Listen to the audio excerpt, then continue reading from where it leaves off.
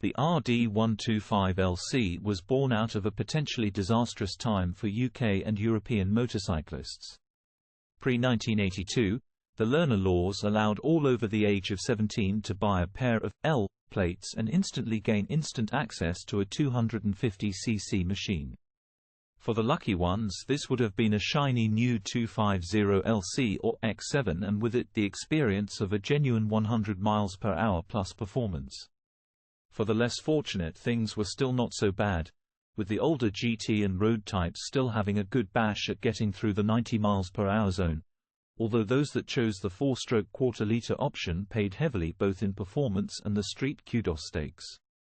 With the introduction of the capacity reduction also came a serious restriction in horsepower from the no-holds-barred heady heights of the race replica 250 machines to a more sedate 12 bhp. Of course, there were loopholes that could get you on a 250 machine while still wearing those red Ls, but it did usually involve fitting one of those awful sidewinder leaning sidecar affairs. RD125LC. When the new regulations were announced, most thought that Yamaha would continue making the aged RD125 air-cooled twin, but the modern times demanded a modern machine, and the faithful old girl with its dated engine, coffin tank and flexi-frame was resigned to the subs bench. Not that the twin wasn't a great little bike. The original Road 125 twin boasted 16 bhp and in highly modded, water-cooled and tuned to one step away from destruction form it was responsible for 2 125cc World Championships back-to-back between 1973 and 74. Thankfully, in 1981 Yamaha saw fit to grace us with a stonking new 125cc machine to take our minds off the limited power now available by law to learners. This all-new motorcycle accurately mimicked the style and handling of its larger road relatives. The single-cylinder Road was everything the 10-year-old twin never could have aspired to be: stylish, modern and technically up-to-date with CDI ignition and the latest in chassis technology. Above all, it became the object of most 17-year-olds' desires. Yamaha RD125 alongside the Roadster came the pure motocross-influenced DT125LC, using virtually the same engine as the Road and capturing the minds and thoughts of a different kind of learner rider who now could have a real MX racer on the road. The first machines hit the dealers' showrooms during 1982 at £820 plus the on-the-road charges. This made the Road the most expensive of all the new 125s of the time, but nonetheless it was, along with its equally radical DT stablemate, the best seller by far, quickly capturing the youth of the day's imagination with its stylish nose-fairing, bellypan and sweeping tank seat arrangement. With it came the usual go-faster trade, and before too long Yamaha shops all over the UK were selling racing reed valves, S&B filters and Micron exhausts. Once these few mods were carried out, it also became necessary to fit a LEDAR air correction kit to sort out the jetting butt. When complete, a fully unrestricted LC became an exciting machine to be on. They were also pretty exciting to be off too, as most succumbed to the perils of the learner rider in one way or another. They didn't crash too well either, with many damaging the nose cone and its fragile mounting brackets. The faster, or roadside object encountering, spills often taking out the swirly spoked front wheel as the design was not strong if struck from the wrong angle. Poor maintenance often led to the rear swinging arm bolt becoming seized. This in turn prevented the engine from being removed as the bolt ran through the rear of the crankcases.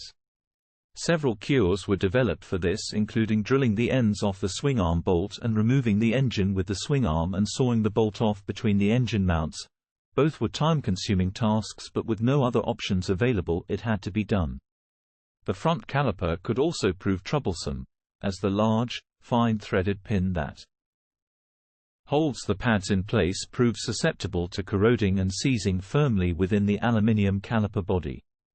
RD125 most doubted the ability of a single-cylinder design to match, let alone exceed, the power of a twin.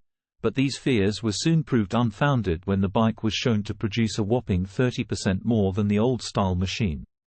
The new Road also outstocked, and outhandled, the old twin. Attention was totally focused on the latest water-cooled single The engine was loosely based on the DT125/175 MX engine, using a similar vertically split crankcase design and almost identical gearbox components, but with several major design differences enabling the fitment of the water pump and other ancillaries.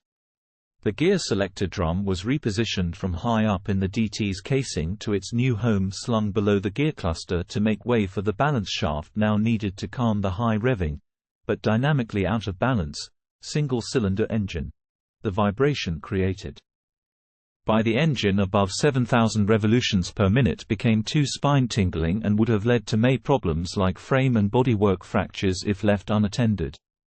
Yamaha RD125LC, unlike the LC twins that use cylinder head studs running the whole length of the top end, the 125LC barrel is held in place via 4 studs situated around the cylinder base.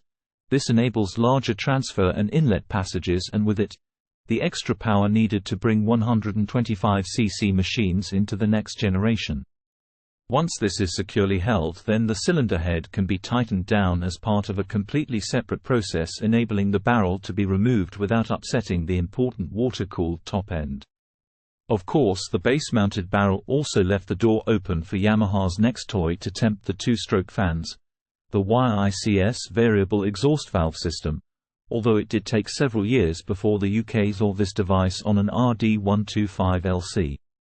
The handling is sharp, with a fast and responsive steering action, allied to competent and efficient brakes. The single-cylinder power plant is the only giveaway to its learner status, the chassis being more than capable of holding it all together and pointing the right way at speed. The parts are scaled-down copies of the LC twin, which in turn is a complete take-off of the 1977 Racing TZs with its straight-running top tubes and monoshock rear suspension. Unlike the larger LCs, however, the swing arm is a box-section TZ type, although for the RD125 the metal used was steel, painted silver, rather than expensive aluminium. In the world of the learner legal 125, the road was physically large machine to sit on and be around, but within the big bike, cycle parts, big seat area and bodywork, Yamaha did manage to cram in a small wheelbase, greatly aiding the nimbleness. Although it works, the head angle is actually verging on the unstable, but this gives a short and rapid wheelbase far more abrupt and agile than any roadster that had produced in the 15 years before the Baby's RD's release. RD125LC, although the horsepower is nothing to shout about, the impact that it creates upon the bike's motion is greater than the majority of larger capacity machines it replaced. The full power engine produces hefty pull, although the dyno informs us that only 11 foot-pounds of torque is produced. However, this feels far more once the engine steps up onto the pipe and into the power band. The engine will then happily sing all the way to its red line at 10,000 revs. The figures do not sound particularly impressive, but when faced with the lightweight of the slim chassis, gives a top speed not far off the magical ton figure that totally eluded many of the previous generation of 250cc learner machines for so long. The 125LC became the perfect tool upon which to learn one's biking trade, and lessons acquired whilst living with this machine will come in very handy in later life. The actual operation of the brakes apart, the only fault I have ever found with the RD125LC is when under braking, the steep head angle and light steering gives a shopping trolley feel to the front end when braking really hard. This can at times be a little disconcerting as the rear attempts to take the lead. It rarely happens, of course, but that feeling is there nonetheless.